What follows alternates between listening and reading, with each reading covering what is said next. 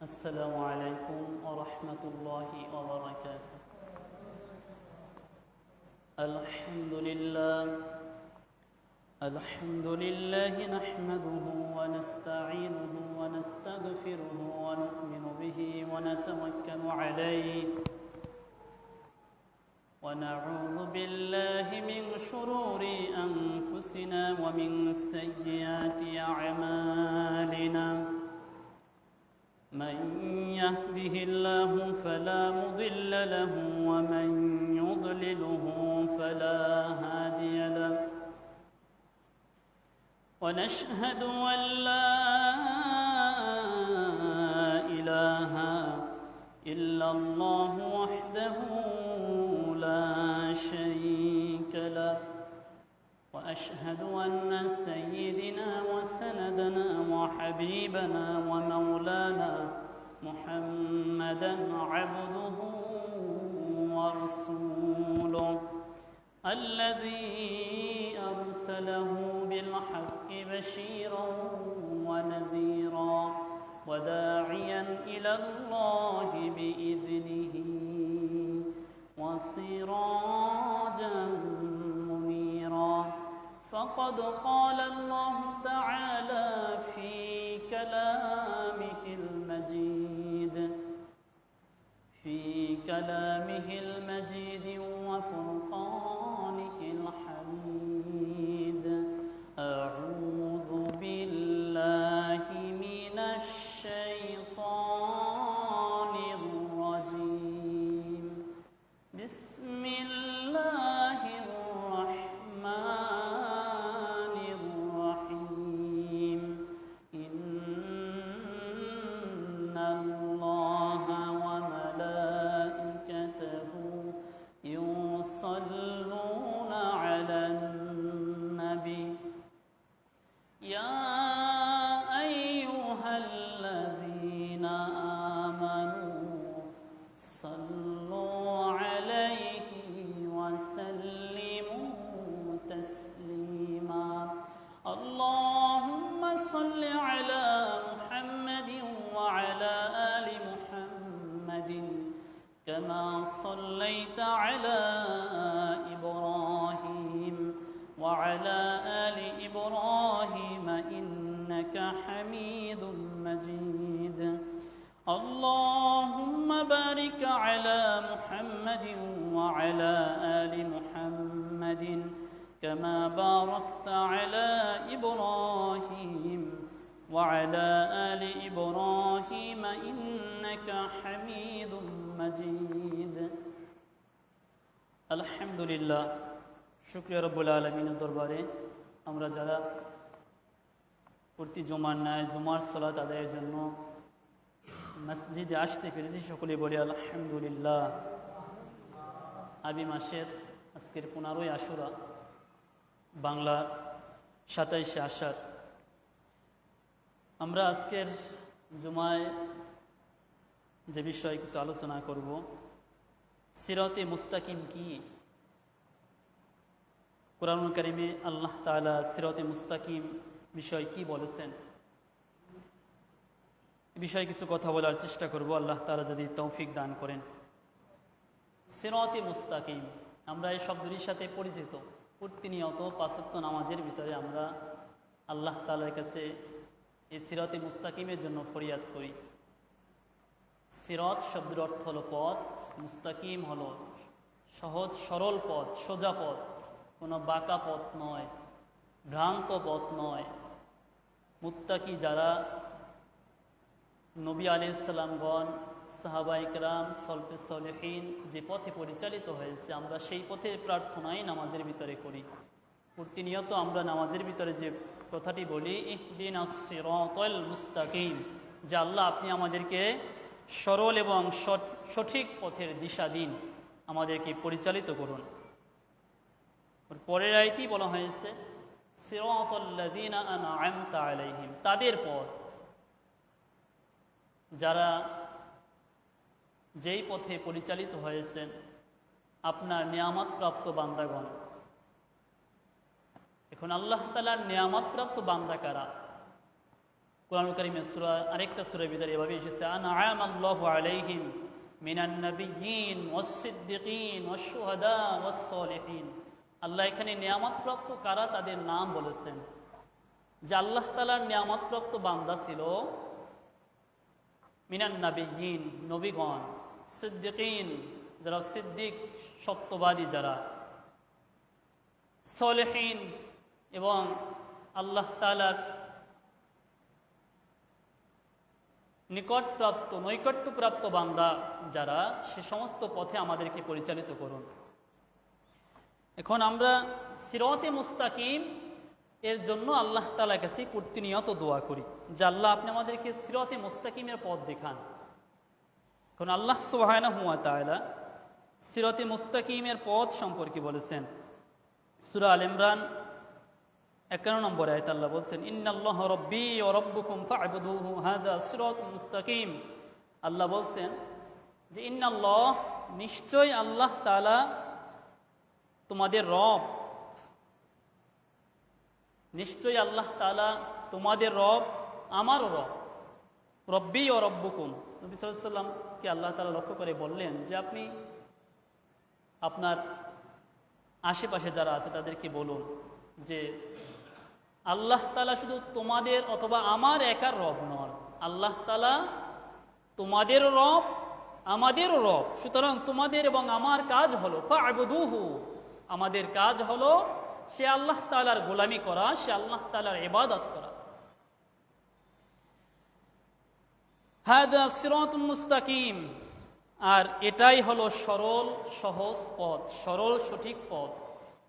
তাহলে এই আয়াতের মাধ্যমে আমরা জানলাম যে আল্লাহ তাআলা বলছেন যে সিরাতে মুস্তাকিমের পথ হলো ওটা, ফা'বুদুহু, যে পথে মানুষেরা আল্লাহ তাআলার ইবাদত করে, আল্লাহ তাআলাকে পাওয়ার জন্য মানুষেরা আল্লাহ তাআলার ইবাদত বন্দেগীর মধ্যে যারা দিন কাটায়, আল্লাহ তাআলার ইবাদত বন্দেগীর মধ্যে যারা জীবন অতিবাহিত করে, তারাই মূলত সিরাতে মুস্তাকিমের পথে আছে।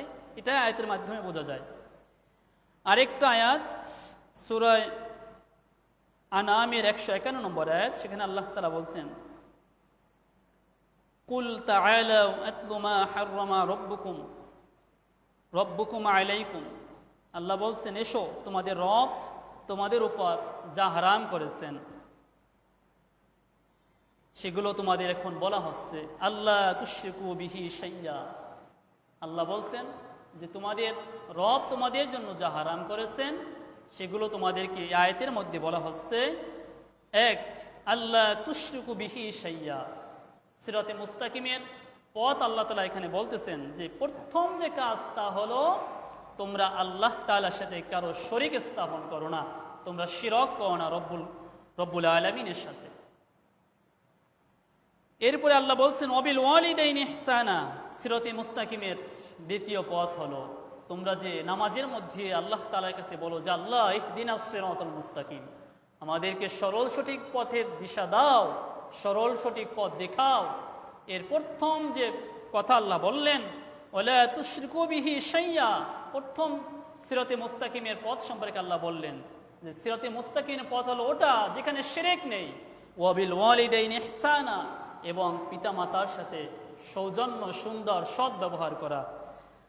ওয়ালা তাকতুলু আওলাদাকুম মিন ইমলাক, এবং দারিদ্রতার ভয়ে তোমরা তোমাদের সন্তানদেরকে হত্যা করো না। নাহনু নারযুকুকুম ওয়া ইয়াহুম, আল্লাহ বলছেন তোমরা কেনই বা তাদেরকে হত্যা করবে, আমি তো তোমাদেরকেও খাওয়াই, তোমাদের অধীনস্থ যে সন্ততি আসবে তাদেরকেও আমরা খাওয়াই, তাদেরকেও আমি আল্লাহ রব্বুল আলামিন খাওয়াই। ওয়ালা তাকরাবুল ফাওয়াহিশ মা যাহারা মিনহা ওয়া মা বাতানা, আল্লাহ বলছেন তোমরা প্রকাশ্য কিংবা গোপনে হোক কোনো অশ্লীল বেহায়াপনা এ খারাপ পথের ধারে কাছেও তোমরা যাবে না। ওয়ালা তাকতুলুন নাফসাল্লাতী হারামাল্লাহু ইল্লা বিল হক, কোনো মানুষকে অন্যায়ভাবে হত্যা করো না। যথাযথ কারণ ছাড়া, আইন ছাড়া কোনো মানুষকে অন্যায়ভাবে হত্যা করো না।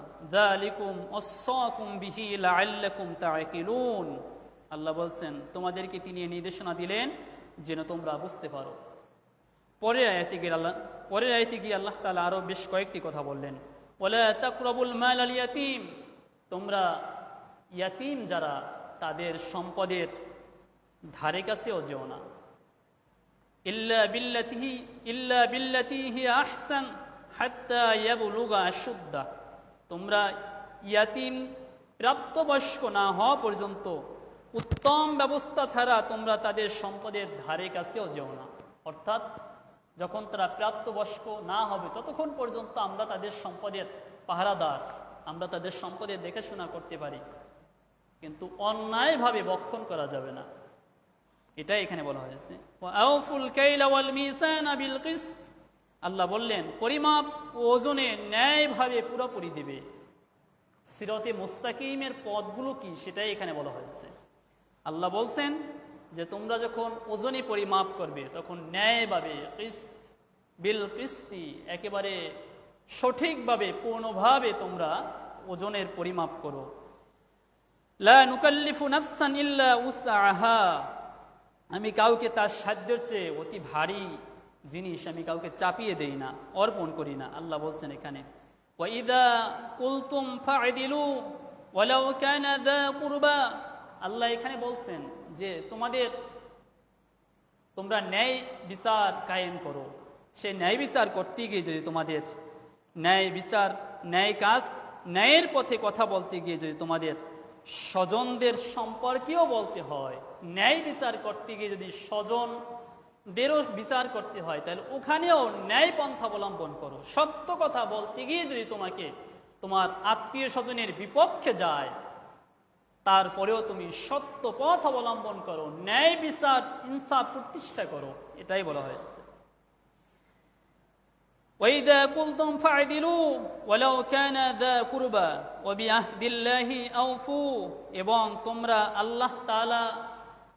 আল্লাহকে দেওয়া অঙ্গীকার পূর্ণ করো। আল্লাহ তাআলাকে তোমরা যে অঙ্গীকার করেছিলে সেই অঙ্গীকার তোমরা পূরণ করো। এখানে প্রায় 10টি বিষয় বলা হয়েছে। এরপরে আল্লাহ বলছেন وَأَنَّ هَذَا صِرَاطِي مُسْتَقِيمًا فَاتَّبِعُوهُ, আল্লাহ বলছেন এই সবগুলো তোমাদের সম্মুখে যা বলা হলো এগুলোই হলো মূলত সিরাতে মুস্তাকিম, এগুলোই হলো সিরাতে মুস্তাকিমের পথ। ওয়ালা তাত্তাবিউস সাবিল ওয়ালা তাত্তাবিউস সুবুলা ফাতাফাররাকা বিকুম আন সাবিলিহি, তোমরা এই সত্য পথ অনুসরণ করো এবং তোমরা যে পথ সত্য নয়, মিথ্যার পথ, সে পথ তোমরা অনুসরণ করো না। যদি অনুসরণ করো তাহলে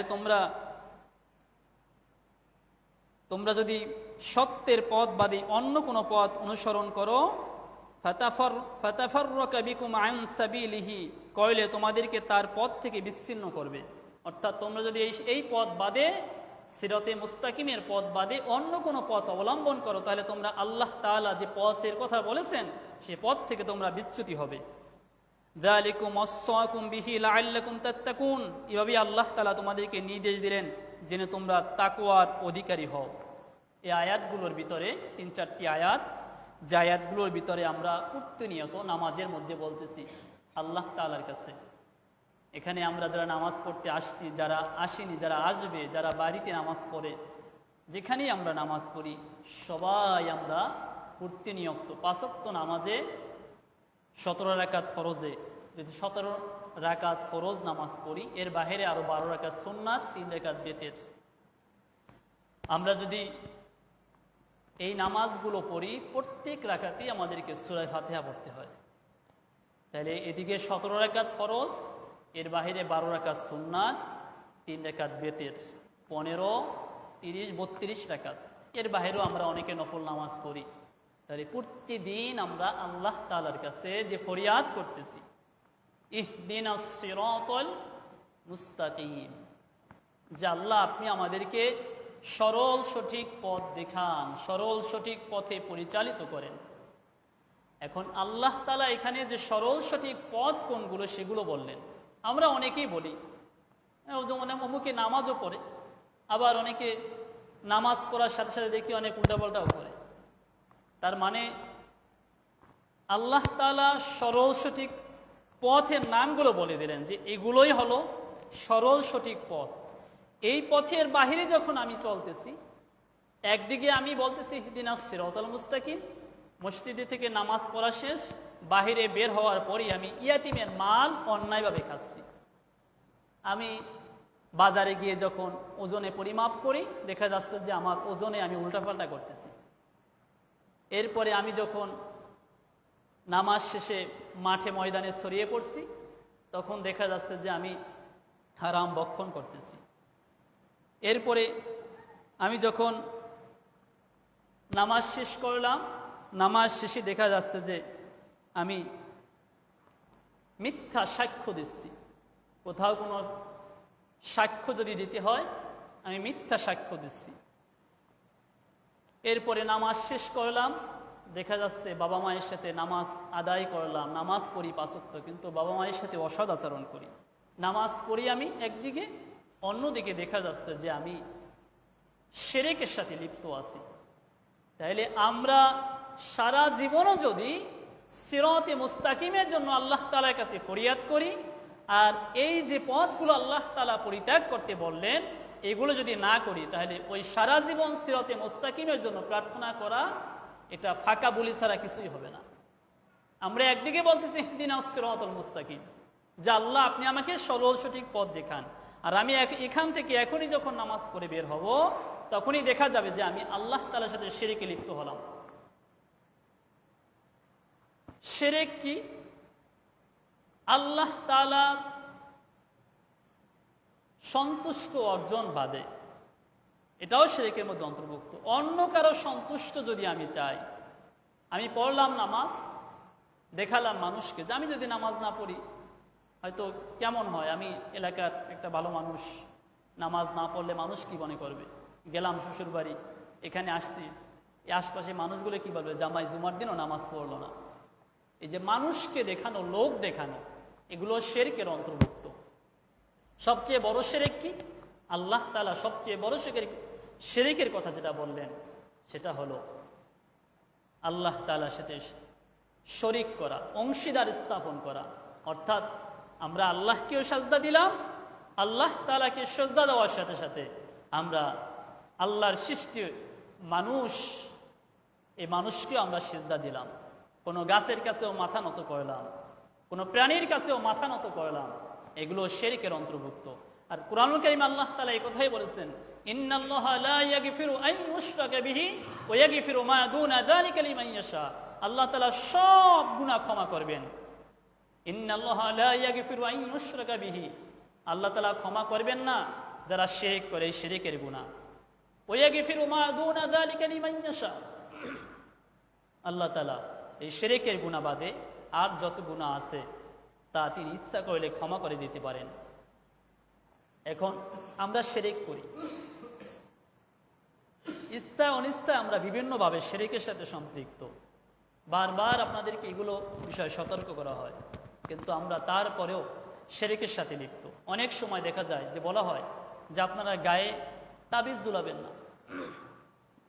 আমি বলছি না যে তাবিজ গায়ে দেওয়া শিরক, এটা আমি বলছি না, কিন্তু তখনই তাবিজ গায়ে ঝুলানো শিরকের অন্তর্ভুক্ত হবে যখন আপনার বিশ্বাস ওই তাবিজের মধ্যে যাবে। গায়ে ঝুলালেন একটা কাঠি, গায়ে ঝুলালেন একটা কাগজে কিছু লেখা, হয়তো কি লেখছে, কোরআনের আয়াত, এগুলো সাহাবায়ে কেরামও করে নাই। অথবা একটা লাঠি কাঠি তাবিজের ভিতরে ঝুলিয়ে তারপরে গলায় রাখলেন, গায়ে ঝুলালেন একটা গাছের পাতা অথবা গাছের শিকড়, আর আপনি এইটা ঝুলিয়ে বলতেছেন যে শিরক কখন হয় আমি সেটা বুঝাতে যাচ্ছি। যে এটা ঝুলিয়ে আপনি কাঠি, হার, শামুক, ঝিনুক, এই জাতীয় জিনিসগুলো আমি গায়ে যদি ঝুলিয়ে মনে করি যে ওর জন্যই আমার এই যে গায়ে ঝুলাইছি মাদুলি, এই যে গায়ে ঝুলিয়েছি ঝিনুক, গায়ে ঝুলিয়েছি এই ডাল, এজন্যই আমার শরীরে যে সমস্যাটা ছিল দূর হয়ে গেছে। এটা যখন আপনার বিশ্বাস হবে, তখনই রব্বুল আলামিনের সাথে আপনার শিরকের সূচনা হলো। তার কারণ হলো আল্লাহ তাআলা কোরআনে বলেছেন যে আমি রব, আমি আল্লাহ তোমাদেরকে অসুস্থতা দেই, আর সেই রবই ফাহুয়া ইয়াশফিন, আল্লাহ তাআলা আবার তোমাদেরকে শেফা দান করেন। এখন আমরা যদি এমন জিনিস গলায়, গায়ে, হাতে, কোমরে ঝুলানোর পরে, লটকানোর পরে যদি মনে করি যে এজন্যই আমার এই রোগ থেকে আমি মুক্তি পেয়েছি, তাহলে এটাই শিরক হবে। আর আল্লাহ তাআলা সব গুনাহ ক্ষমা করবেন, কিন্তু শিরকের গুনাহ ক্ষমা করবেন না। কিন্তু দেখা যাচ্ছে এরপরেও আমাদের মধ্যে এক শ্রেণীর মানুষ আছে যারা এই তাবিজ, যারা এই ডালপালা এগুলো গলায় ঝুলিয়ে আছে। কোনো ফজিলত নেই, কোনো কল্যাণ নেই। বলতে পারেন যে হ্যাঁ আমি তো এটা ঝুলিয়ে আমি কল্যাণ লাভ করেছি। আপনি যখন গায়ে কোনো বালা, গায়ে কোনো ঝিনুক এগুলো ঝুলান, ওটার ভিতরে শয়তান ভর করে। দেখা যাচ্ছে যে আপনার শরীরে যে সমস্যা আছে, এটা শয়তানই আপনার শরীরের ভিতরে সমস্যা তৈরি করে দিয়েছে আপনাকে ঈমান হারা করার জন্য। মানুষের শরীরে যে রোগ বাসা বাঁধে, আমাদের শরীরে যে বিভিন্ন রকমের রোগ দেখা যায়, এই সবগুলো রোগই হলো শয়তান থেকে উৎপত্তি। এগুলো শয়তান মানুষের শরীরের ভিতরে তৈরি করে দেয়, মানুষকে কষ্টে ফেলানোর জন্য, মানুষকে আল্লাহ থেকে দূরে রাখার জন্য। আর মানুষের কাজ হলো যখন শরীরের ভিতরে রোগ বাসা বেঁধেছে, তখন আমরা এক শ্রেণীর মানুষ আছি যে জ্বর হয়েছে, নামাজ কালাম সব ছেড়ে দেয়, যে আমার শরীর অসুস্থ, আমি এখন নামাজ পড়তে পারতেছি না। না, এটাই শয়তান চেয়েছিল যে আপনাকে বিপদগ্রস্ত করে, রোগাগ্রস্ত করে কিভাবে আল্লাহ থেকে আপনাকে দূরে রাখবে, এটাই শয়তানের পরিকল্পনা ছিল। শয়তান এখানে সাকসেস, আপনি শয়তানকে সহায়তা করেছেন। আর শয়তান এটাই করার পরে সে খুশি যে আমি এই বান্দাটাকে কখনো পারি নাই আল্লাহর ইবাদত থেকে দূরে রাখতে, এমন এক রোগ তার শরীরের মধ্যে আমি তৈরি বাসা বেঁধে দিলাম যে এখন তাকে আল্লাহ তাআলার ইবাদত থেকে দূরে রাখা গেল। শয়তান সবচেয়ে কষ্ট পায় কখন জানেন? সবচেয়ে কষ্ট পায় তখন যখন এই আল্লাহর বান্দাগুলো, আদম সন্তানগুলো যখন মাটিতে লুটিয়ে পড়ে, আল্লাহ সম্মুখে সাজদা দিয়ে মাথাটা নুয়ে রাখে। মাথা যখন নুয়ে আল্লাহকে বলে সুবহানা রাব্বিয়াল আলা, এটা থেকে শয়তান সবচেয়ে বেশি কষ্ট পায়। আর শয়তান এজন্যই আমাদের এক শ্রেণীর মানুষ আছে যারা কখনো নামাজ পড়ে না, যারা নামাজের কথা শুনতেও পারে না, বলে অমুকে নামাজ পড়ে কি করেছে। আর এটাই শয়তান প্রথম, সে তার ক্ষেত্রে সাকসেস। কেন শয়তানকে আল্লাহ তাআলা বলেছিল যে শয়তান, ইবলিস তুমি সিজদা করো আদমকে। আল্লাহর হুকুম ছিল আদমকে সিজদা করা, আল্লাহর হুকুম হলো 5 ওয়াক্ত নামাজ আদায় করা, আল্লাহর হুকুম হলো তার বিধানগুলো পালন করা। এখান থেকে যদি আমাদেরকে শয়তান বিচ্ছিন্ন করতে পারে, তাহলে শয়তান তার কার্যক্রমের প্রথম চালান সে সাকসেসফুলি করতে পারলো। এজন্য প্রিয় মুসলিম ভাইয়েরা, আমরা শয়তানের পথ এবং পদাঙ্কগুলো থেকে আমরা দূরে থাকব। আল্লাহ তাআলা বলছেন সূরা বাকারার 208 নম্বর আয়াত, আল্লাহ বলছেন ইয়া আইয়ুহাল্লাযীনা আমানু দুখুলু ফিস-সিলমি কাফা, হে মানুষেরা, হে ঈমানদারেরা, ইয়া আইয়ুহাল্লাযীনা আমানু, হে বিশ্বাসীরা, তোমরা যারা ঈমান এনেছো, উদখুলু ফিস-সিলমি কাফা, তোমরা ইসলামের মধ্যে, তোমরা যখন ইসলামের মধ্যে প্রবেশ করছো, ইসলাম তোমাদের জীবনে ধারণ করতে শুরু করছো, তাহলে আংশিক করো না, পরিপূর্ণ করো। ইসলামের মধ্যে পরিপূর্ণভাবে তোমরা দাখিল হও। ওয়ালা তাত্তাবিউ খুতুওয়াতিশ শাইতান, তোমরা এই শয়তানের পথ এবং পদাঙ্কগুলো অনুসরণ করো না। ইন্নাহু লাকুম আদুউম মুবিন, জেনে রাখো শয়তান তোমাদের প্রকাশ্য শত্রু। এখন শয়তান আমাদের প্রকাশ্য শত্রু, এটা আমরা জানার পরেও শয়তানের পদাঙ্কগুলো আমরা অনুসরণ করছি না? করতেছি তো। শিরক করা এটা শয়তানের পথ, শয়তানের পদাঙ্ক অনুসরণ, আমরা শিরক করতেছি। পিতামাতার অবাধ্য হওয়া, আফসোস যে আমরা পিতামাতার অবাধ্য। অনেকেই আছে নিজে বিশাল অট্টালিকার মধ্যে থাকি, মাকে আমার অট্টালিকার মধ্যে জায়গা আমি দেইনি, ঘুমেই না কেউ। আমাদের মা, আমি বিশাল বিল্ডিং করে, বাড়ি গাড়ি করে আমি মা বাবাকে গ্রামে রেখে গেছি, আর আমি সে শহরে গিয়ে বিশাল অট্টালিকার মধ্যে থাকি। আছে না এরকমের? অভাব নেই। আবার অনেকে আছে যে বিশাল ঘর করেছে গ্রামে, কিন্তু মায়ের জন্য যে ওই আগে জরাজীর্ণ একটা ঘর ছিল ওখানেই মাকে রেখে দিয়েছে। আর মার সাথে অসৎ আচরণ, মায়ের সাথে কত প্রকার অসৎ আচরণ আমরা করি যেগুলো আমরা নিজেরাই জানি, যে বাবা মায়ের সাথে আমরা কি রকমের অসৎ আচরণ করি। মনে রাখবেন, আপনাকে আমাকে ছোটবেলা থেকে, শিশু থেকে বুঝ হওয়া পর্যন্ত আমার বাবা মা যে আমাদেরকে লালন পালন করেছে, এখানেই তার দায়িত্ব শেষ।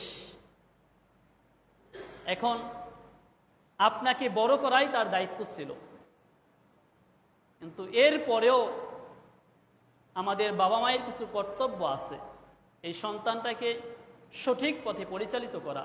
কিন্তু অনেক ক্ষেত্রে আমরা ব্যর্থ। কিন্তু আপনি যদি আপনার বাবা মা আপনাকে সেই পথ পরিচালিত করতে না পারে, কিন্তু এই বাবা মায়ের সাথে কখনো আপনি খারাপ আচরণ করবেন না। কিন্তু দেখা যাচ্ছে যে আমরা আমাদের মায়ের সাথে অসৎ আচরণ করি। এই যে আমার এলাকাতেই আছে, আশপাশে ছোটবেলায় দেখেছি যে মাকে, যে গরুর গোজ আছে, গোজ দিয়ে মারতে দেখছি আমি। এখন পত্রিকায় দেখি মাঝে মধ্যে যে মাকে গিয়ে জঙ্গলে রেখে আসতেছে, বাবাকে ঘর থেকে বের করে দিচ্ছে, সম্পদ ভাগ বাটোয়ারার জন্য বাবাকে হত্যা করা হচ্ছে। আবার এমনও দেখতে পাচ্ছি যে সম্পদ যতক্ষণ পর্যন্ত ভাগ বাটোয়ারা না হচ্ছে, বাবা মরে যাওয়ার পরে ওই লাশ 2 দিন পর্যন্ত আটকে রাখছে, যে আগে ভাগ বাটোয়ারা হবে তারপরে লাশ দাফন করব। এগুলো কোনো ভালো সন্তানের কাজ নয়। আমাদের বাবা মায়ের সাথে আমরা সদাচরণ করব। আল্লাহ তাআলা কুরআনুল কারীমে আল্লাহর ইবাদতের পরে যে কাজ করতে বলেছেন, আজকে যে বিষয়ে আমি কথা বলছি সিরাতে মুস্তাকিম, এখানে একই কথা বলা হয়েছে। নামাজ আদায় করলাম, নামাজ শেষে আমাদের যেন এই ইহদিনাস সিরাতাল মুস্তাকিম, এই সিরাতে মুস্তাকিমের যে পথ অনুসরণের কথা আল্লাহ তাআলা বলেছেন, সেগুলো যেন খেয়াল থাকে। আর যদি এখান থেকে আপনি পদচ্যুত হন, তাহলে সিরাতে মুস্তাকিমের কোনো মানে হয় নাই। আপনি প্রতিনিয়ত বলবেন আর কাজ করবেন উল্টাপাল্টা, তাহলে হবে না। এখন আল্লাহ তাআলা তার ইবাদতের পরে আল্লাহ বলছেন, ওয়াকাদা রাব্বুকা আল্লা তা'বুদু ইল্লা ইয়াহু ওয়া বিল ওয়ালিদাইনি ইহসানা। আল্লাহ বলছেন যে আমার ইবাদতের পরে ওয়াকাদা, আমি আদেশ করছি তোমাদেরকে, আমি তোমাদেরকে আদেশ করছি, রব্বুকা আল্লা তা'বুদু ইল্লা ইয়াহু ওয়া বিল ওয়ালিদাইনি ইহসানা, বাবা মায়ের আল্লাহর ইবাদতের পরে তোমরা পিতামাতার সাথে সদাচরণ করো। আল্লাহর ইবাদতের পরে তোমরা তোমাদের বাবা মায়ের সাথে সদাচরণ করো, অসদাচরণ করো না। সদাচরণ কোনটা? সদাচরণ হলো বাবা মাকে খেতে দেওয়া, বাবা মায়ের ভরণ পোষণ দেখা, বাবা মায়ের সমস্যা আছে সেগুলো দেখা, বাবা মায়ের জন্য সুন্দর একটা আবাস স্থল, তার থাকার জায়গাটা সুন্দর করে বানিয়ে দেওয়া। এগুলো আপনি সন্তান হিসেবে কর্তব্য। আপনি যখন গর্ভে ছিলেন, একটু কল্পনা করেন তো, যে প্রত্যেকটা মানুষ, এখানে একটা মানুষ কেউ বলতে পারবে না যে আমি বাবা মায়ের গর্ভে আমি পেটের ভিতরে তাকে লাথি দেইনি, জ্বালাইনি। যদি ওই লাথি কিভাবে দিয়েছে বুঝতে হয়, আপনি আপনার গর্ভস্থ বউয়ের দিকে লক্ষ্য করেন, স্ত্রীর দিকে লক্ষ্য করেন যে পেটে কি পরিমাণ জ্বালায়। ওই মা আপনার আমার লাথিগুলো সহ্য করেছে, কলিজার উপরে লাথি মেরেছি,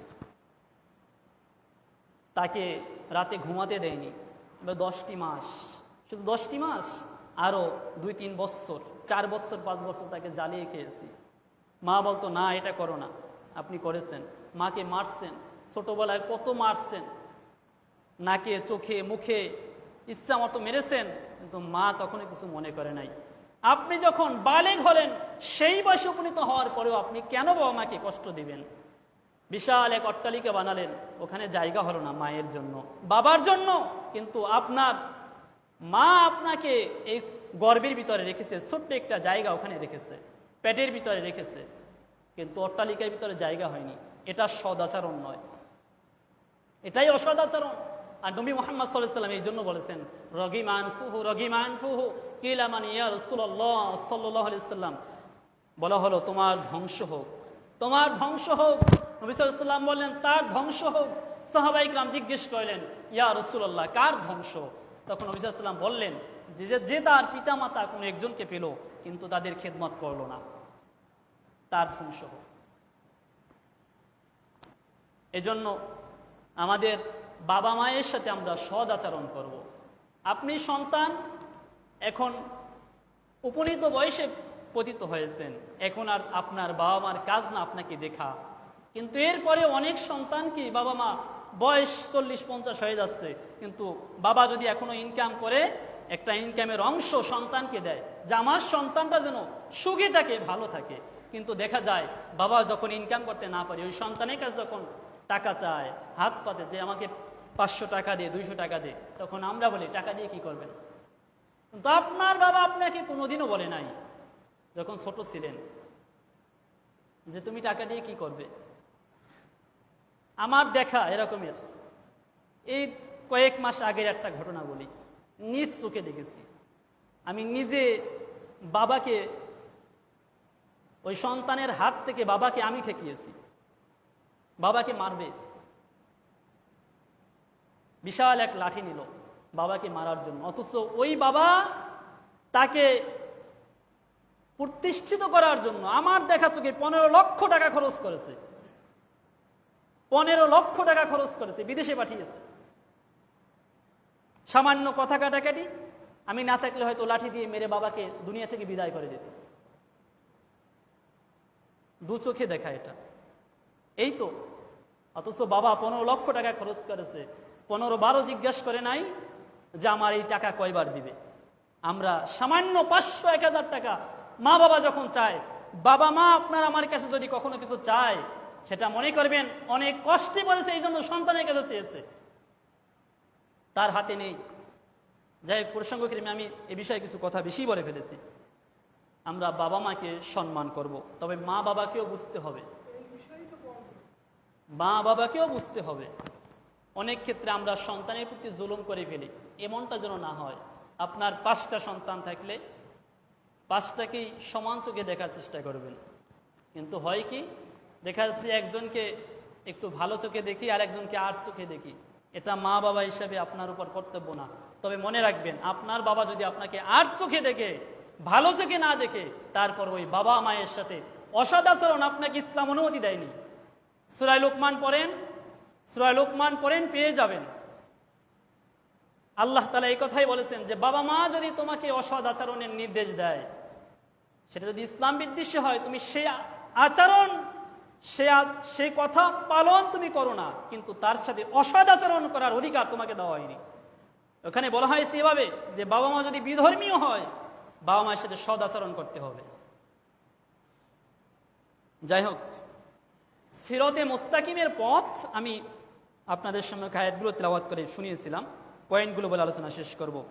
সিরাতে মুস্তাকিমের পথ হলো আল্লাহ তাআলার সাথে কাউকে ইবাদত ও আনুগত্য অংশীদার স্থাপন না করা। দ্বিতীয় হলো পিতামাতার সাথে সৎ ব্যবহার করা। তৃতীয় হলো দারিদ্রতার ভয়ে সন্তানকে হত্যা করা যাবে না, যদি করে তাহলে আমি সিরাতে মুস্তাকিমের মধ্যে রইলাম না। অশ্লীল কাজ না করা, কাউকে অন্যায়ভাবে হত্যা না করা, ইয়াতিমের সম্পদ অবৈধভাবে আত্মসাৎ না করা, ওজন ও মাপে কম বেশি না দেওয়া, কম না দেওয়া, ন্যায় বিচার, সাক্ষ্য ফয়সালা অথবা অনন্য কথাবার্তায় অবিচার না করা। আমরা অনেক সময় কথা দিয়ে মানুষের প্রতি অবিচার করি, অর্থাৎ মিথ্যা সাক্ষ্য দেই, জুলুম করি, এগুলো করা যাবে না। আল্লাহ তাআলার অঙ্গীকার পূর্ণ না করা। আল্লাহ তাআলার সাথে আমরা সবাই অঙ্গীকার করে এসেছি। আল্লাহ তাআলা আমাদেরকে বলেছেন, আলাস্তু বিরব্বিকুম, আমি কি তোমাদের পূর্ব নই? আল্লাহ তাআলা আমাদের কাছ থেকে অঙ্গীকার নিয়েছিল, তখন আমরা বলেছিলাম ক্বালু বালা শাহিদনা, আমরা সাক্ষ্য দিচ্ছি আপনি আমাদের রব। আল্লাহ তাআলা সোজা ও সহজ সরল পথ ছেড়ে অন্য পথ অবলম্বন না করা, এগুলোই হলো সিরাতে মুস্তাকিমের পথ। আমি যদি ওজনে কম বেশি করি, তাহলে আমি যে একদিকে নামাজ পড়লাম আর একদিকে এই যে ওজনে কম বেশি করলাম, আমার ওই নামাজের কোনো মানে নেই, আমার নামাজ আল্লাহর দরবারে যাবে না। তার কারণ হলো আমি মানুষের হক নষ্ট করেছি। ওজনে কম বেশি, দুধে পানি দেওয়া, আমি কথাগুলো বারবার বলি, নিজের কাছেও এখানে কেউ নেই এরকমের, বলি যাতে মানুষগুলোর সচেতন হয়। আশপাশে অনেক মানুষ তো আছে, 3-4 দিন আগে একটা ভিডিও দেখলাম, 1 বোতল দুধের ভিতরে ওই দুধ মাপার মেশিন ঢুকানো হলো, দাড়ি কুচকুচে পেকে গেছে মুরব্বি, তার ওই মিটারে দেখা গেল যে দুধের ভিতরে 25% পানি পুরানো। জিজ্ঞেস করা হলো, এখন তো ধরা খেয়ে গেছে যে মুরব্বি বয়স তো অনেক হয়ে গেছে, আপনি কাজ কেন করলেন? তখন মুরব্বি উত্তর দিচ্ছে, ওই বাটি দোয়া পানি একটু দেওয়া হয়েছিল।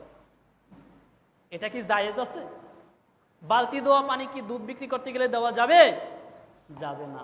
যদি কেউ এই কাজ করেন, প্রিয় ভাইরা, হক নষ্ট করেছেন। মনে রাখবেন, আপনি আপনার নিজের হক নষ্ট করছেন, সমস্যা নেই।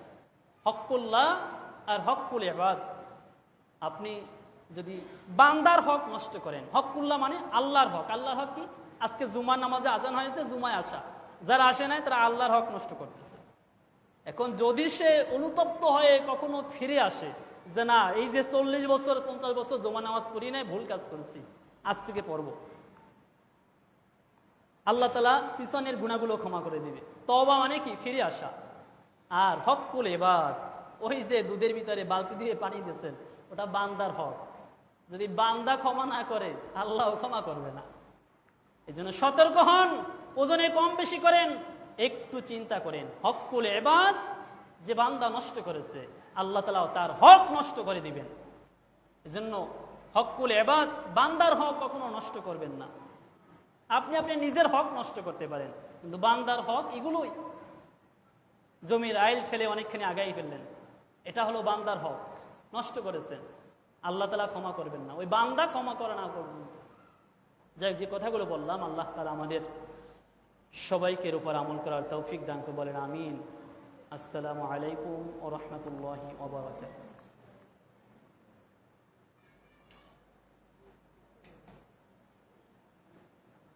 যা নামাজ পড়েন, পড়েন।